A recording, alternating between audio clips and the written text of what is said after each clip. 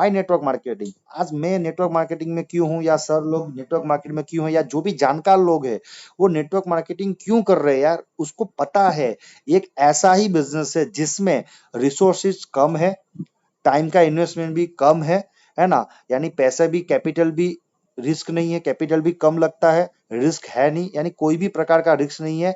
और एक बार नेटवर्क बनाने के बाद, है ना, आप चाहो तो यही पैसिव इनकम का जो लाभ है आप लाइफ टाइम तक ले सकते हो। इसीलिए आज जितने भी बड़े बड़े लोग हैं आज की जनरेशन के अंदर, आज लोग नेटवर्क मार्केटिंग कर रहे हैं, डायरेक्ट सेलिंग में आ रहे हैं। जिसको नॉलेज है, जिसको नॉलेज नहीं है, आज वही मार्केट के अंदर वही 9 to 5 की जॉब वगैरह जो कर रहे हैं, है ना? तो एक एक समय है, क्या आप, एक मेरा क्वेश्चन है कि क्या आप अपना समय बेचकर पैसा कमाते हैं, है ना? अगर आप समय को बेच के पैसा कमाते हो तो वेकअप कॉल है। यानी हम भी समय को बेचते हैं, यानी जॉब के अंदर समय को बेचते हो, पैसा कमाते हैं। जिस दिन समय को बेचा नहीं उस दिन पैसा नहीं आएगा। तो एक वेकअप कॉल है, देख लेते हैं कैसा होता है। आज की जो सिचुएशन है ना, जो समय बेच के पैसा कमाने वाले हैं, तो आज की सिचुएशन लॉकडाउन चल रहा है कोरोना की वजह से, है ना? आज लगभग सब जगह पे बंद है। मैं आपको सर्वे दिखा रहा हूँ, और मेरा सर्वे नहीं है, टीवी पे भी आता रहता है, न्यूज में भी आता रहता है कि लॉकडाउन गिरने के बाद, उसके बाद 52% नौकरियां, है ना, खत्म हो जाएगी, है ना? सीआईए की रिपोर्ट है सर, और 100% खत्म हो जाएगी। अभी अगर मई के बाद अगर लॉकडाउन बढ़ा तो बहुत सारी कंपनी अपने जो एम्प्लॉय है उसको निकाल देने वाले, यानी सैलरी देने वाले नहीं है ना? ये ऊपर से धीरे धीरे करके नोटिस आ जाएगी, और ये होने वाला है सर। हाँ, कुछ होगा जहां आपको मिलेगा, लेकिन 52 तो जाने वाला है जो प्राइवेट सेक्टर है ना? 166 मिलियन जॉब रिस्क के ऊपर है, कोरोना लॉकडाउन के ऊपर। यानी इतना लॉकडाउन में कुछ प्रॉब्लम नहीं होने वाला, लेकिन लॉकडाउन जैसे ओपन होगा उसके बाद जो प्रॉब्लम आने वाला है वो बहुत भयंकर आने वाला है ना? नौकरी की कोई गारंटी नहीं होती है ना? नौकरी अच्छी है, नौकरी कोई खराब नहीं है, लेकिन गारंटी भी नहीं होती है। आजकल बाजार खत्म होता जा रहा है, और ज्यादा ज्यादा लोगों को निकाला जा रहा है, जिससे नौकरी में अभी सिक्योरिटी नहीं रही है ना? पहले था, पहले के जमाने में अगर आप सरकारी नौकरी ले लो या कोई अच्छी प्राइवेट कंपनी में चले जाओ तो कोई प्रॉब्लम नहीं था, आराम से आप अपनी जॉब कर सकते थे। लेकिन आज का जमाना है, आज के जमाने में 1 लाख कमाने वाले की भी जॉब सिक्योरिटी नहीं है। कि जब मैं एसआर में था तो एसआर में 2012 के अंदर जब रिसेशन आया था, तब मेरे जो बड़े बड़े सीनियर थे जो 1-1.5 लाख रुपया कमा रहे थे ना, उनको निकाल लिया था जॉब से, जो कितने सालों से जॉब करते थे एसआर कंपनी के अंदर। लेकिन 2012 में रिसेशन आया, 1-1 1.5 लाख को निकाल लिया, है ना? तब से मुझे समझ में आ गया कि यार यहाँ मेरी भी गारंटी नहीं है। अगर 1.5 लाख वाला मेरा मैनेजर निकल सकता है, यार मैं तो 15-20 हजार वाला हूँ, तो मेरी सिक्योरिटी क्या है? ये मैंने अपने नजरे से देखा है, और बहुत सारे लोगों ने देखा होगा। तो ये मेरा प्रैक्टिकल एग्जांपल है, यानी एक्सपीरियंस है ना? मैं आज जॉब की बात करूं तो इससे पहले, लॉकडाउन से पहले की बात करूं, जेट एवरेज बंद हो चुका है, क्लोज। आज पोस्ट ऑफिस लॉस में चल रहा है, कितना 10,000 करोड़ लॉस में चल रहा है। डोकोमो फिनिश्ड हो गया, एयरटेल एसएल फिनिश हो गया।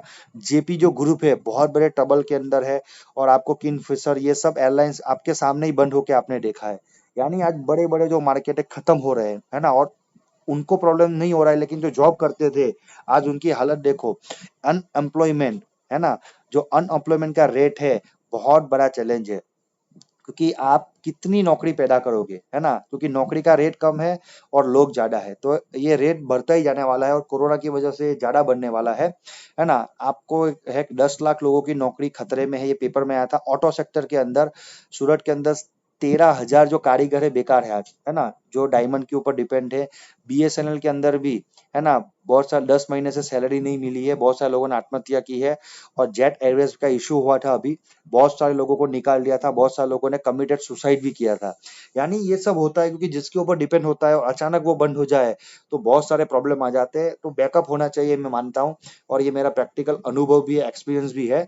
दूसरा जो तरीका है, पहले तरीके के लोग थे जो नौकरी करते थे, यानी वो अपना समय बेच के पैसा कमाते थे। अब दूसरे तरीके के लोगों को मैं आपको बताना चाहता हूँ, क्या आप अपना स्किल बेचकर पैसा कमाते हैं, है ना? तो दूसरे लोग भी होते हैं जो अपना स्किल बेच के, यानी बहुत टैलेंटेड बंदे हैं, यानी उसके पास इतनी बढ़िया स्किल है, वो स्किल से बहुत अच्छा पैसा कमाते हैं, लेकिन उनके लिए भी वेकअप कॉल है ना? कैसे वेकअप कॉल है मैं आपको बता देता हूँ। मैं आपको कुछ एग्जांपल बता देता हूँ, है ना? क्रिकेट का मैं शौकीन हूँ तो उसका एग्जांपल बताऊंगा।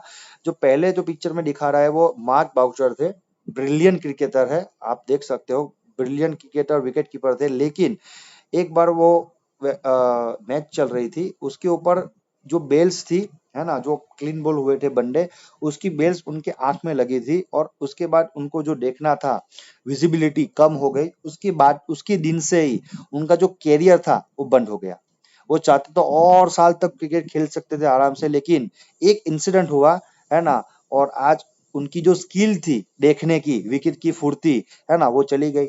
और जब स्किल चली गई, जीरो हो गए सर, उनकी इनकम टोटल जीरो हो गई। उसका दूसरा जो पिक्चर है, सबा करीम है, वो हमारे इंडियन विकेट कीपर थे, उनके साथ भी यही था, है ना। उनके भी आंख के अंदर बॉल लगा था, जब विकेट कीपिंग कर रहे थे तो बॉल लगा था, और फिर देखना थोड़ा धुंधला हो चुका था, यानी जो क्लियरिटी होनी चाहिए, विजिबिलिटी, वो थोड़ी कम हो गई थी। उसके बाद से ज्यादा नहीं, वो 10-15 मैच खेले और आज तक उसके बाद वो क्रिकेट में आए नहीं है ना। तो ऐसे स्किल पर्सन होते हैं जिनकी स्किल चले जाने के बाद वो रहते नहीं है, उसकी इनकम जीरो हो जाती है। और लास्ट जो है, एंड्रू फ्लिंटॉफ है, वो आप सब लोग जानते होंगे, जो क्रिकेट के चाहक है ना, ब्रिलियंट ऑलराउंडर थे, बॉलिंग भी बढ़िया थी, बैटिंग भी कर लेते थे, लेकिन जब एक मैच खेल रहे थे तब वो फील्डिंग करने के बाद उनको घुटनों में चोट आ गई, और घुटनों में ऐसी चोट आई कि वो उसमें रिकवरी नहीं कर पाए। उसके बाद वो ऑटोमेटिक रिटायरमेंट हो गए, है ना। और स्किल नहीं होने की वजह से, है ना, आज उनके पास इनकम का शॉर्ट हो गया। जैसे डॉक्टर होते हैं, जैसे सर ने एग्जांपल बताया था कि डॉक्टर होते हैं, उसको कर ऑपरेशन करना आता है, लेकिन जब उनके वो दो हार्ट या वो नहीं रहेंगे, फिजिबिलिटी नहीं रहेगी, तो उसके अलावा कोई ऑपरेशन नहीं कर पाएगा। तो जो स्किल वाले लोग हैं, उनमें भी बहुत सारे चैलेंज आते हैं। जब स्किल नहीं रहती है, तब वो पैसा कमाना बंद कर लेता है। उसके बाद, तो क्या आपके पास प्लान बी है, जो आपका और आपके पूरे परिवार का भविष्य सुरक्षित करे? और हमारे प्लान के अंदर भी ये सेंटेंस है, गाड़ी का एग्जांपल दिया हुआ है कि अगर आप 10 लाख की कार लेते हो, है ना, तो कार का मालिक भी पता है कि अगर वो अपने फैमिली के साथ जर्नी में जाएगा ना, तो वो स्टेपनी देता है, स्पेयर व्हील देता है ना। तो छोटी सी जर्नी के अंदर भी स्टेपनी स्पेयर व्हील देते हैं, लेकिन हमारी जिंदगी की इतनी बड़ी जर्नी है जिसके अंदर बहुत सारे लोग रिलेटेड है ना, तो हमारे पास प्लान बी नहीं है। हम प्लान ए के अंदर ही काम करते हैं, है ना। और प्लान बी नहीं होने की वजह से बहुत बड़े फाइनेंशियल क्राइसिस में आते हैं और बहुत सारे लोग आत्महत्या भी कर लेते हैं, आप न्यूज वगैरह में देखते हो। तो प्लान बी होना चाहिए हमारे हिसाब से, है ना। प्लान बी है क्या? जो प्लान बी है, ये जो आप कंपनी में काम कर रहे हैं, डायरेक्ट सेलिंग एक प्लान बी है, क्योंकि पार्ट टाइम के अंदर अपने जॉब को, है ना, रिजाइन किए बिना आपके फ्री टाइम को यूज करते हुए आप चाहो तो एक ही काम करना है, टीम बिल्डिंग का, है ना।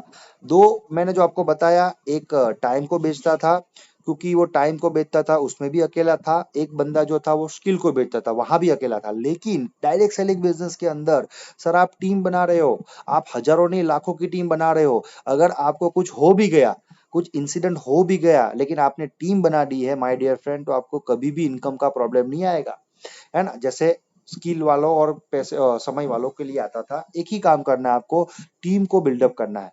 आपके अंदर जो क्वालिटी है, जो टैलेंट है, उनके अंदर वो डालना है ना। कैसे करेंगे?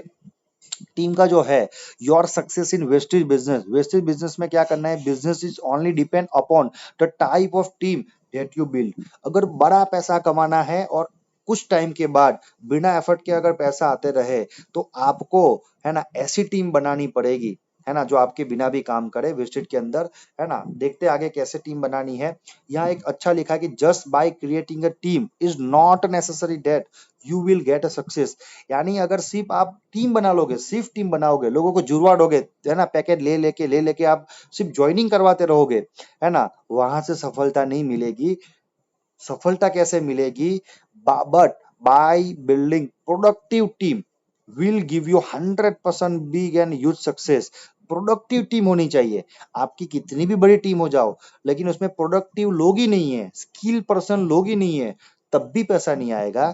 तो आपकी जितने की भी टीम हो, है ना, और जो सीरियस लोग है, उसको प्रोडक्टिव काम करो, यानी उसको सब कुछ आना चाहिए, वो इंडिपेंडेंट होना चाहिए। जिस दिन प्रोडक्टिव टीम हो गई, जो प्रोडक्शन ला रही, रिजल्ट ला रही है, तो 100% आपके पास बहुत बड़ा पैसा और बहुत बड़ी सफलता आने से कोई रोक ही नहीं सकता है।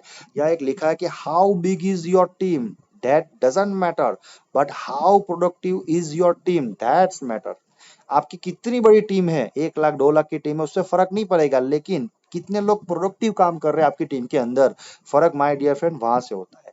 तो हमेशा आपके साथ जो भी लोग आते हैं, प्रोडक्टिव लोग जो है, वही आपकी टीम है। बाकी के लोग तो पता नहीं बिजनेस के अंदर क्या कर रहे हैं, है ना। तो इसीलिए हमको 3 से 5 साल लगते हैं प्रोडक्टिव टीम को डेवलप करने में, है ना? ऐसे ही तुरंत लोग नहीं आ जाएँगे कि पहले दिन से वो अपने हिसाब से सब करने लगेंगे। किसी को 1 साल लगता है, किसी को 2 साल, किसी को 3 साल, किसी को टाइम लगता है अपने आप को डेवलप होने के लिए। तो हमेशा फ़ोकस करना है प्रोडक्टिव टीम के लिए और प्रोडक्टिव टीम तभी बनेगी जब आपको उनको प्रॉपर एजुकेशन दोगे।